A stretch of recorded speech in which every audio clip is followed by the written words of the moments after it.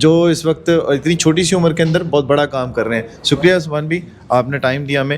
یہ بتائیے گا کہ کب سے آپ کو یہ شوق ہوا کہ گاڑیاں کب بیچنا ہے, گاڑیاں خریدنی ہے, جاپان جانا ہے, جاپان سے لانی ہے, اور پھر یہاں پر آپ چلتے ہی گئے؟ یہ تقریباً میں 2010 میں جب ہم تھوڑا سا وہ ہو گیا نا, تو ہم نے اس کا ان گاڑیوں کا شوق تھوڑا سا رکھا ہوا تھا.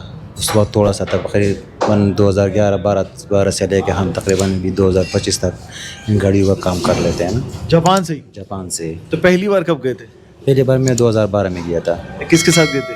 اپنے انکل کے ساتھ. اچھا, انکل کے ساتھ گئے تھے. تو پہلی بار جب آپ وہاں پہ گئے تو اس وقت آپ یہاں پر جو گاڑیاں چل رہی تھی اور اچانک ہی آپ وہاں گئے, تو کتنا چینج نظر آیا کہ جو گاڑیاں میں وہاں سے لے کے آ رہا تھا اب یہاں پہ تو سارا ڈفرینٹ ہی ہے سب کچھ؟ بالکل. یہ تقریباً جب میں ادھر گیا اور ادھر اپنے ملک کا یہ ماحول یاد ہو گیا, اور ادھر کا جو سسٹم تھا تو یہ بہت ڈفرینٹ تھا. باقی ان گاڑیوں کا بہت زبردست ماحول تھا, گاڑیوں کا بھی, اور باقی وہ تھوڑا سا سستے پہ بھی تھے.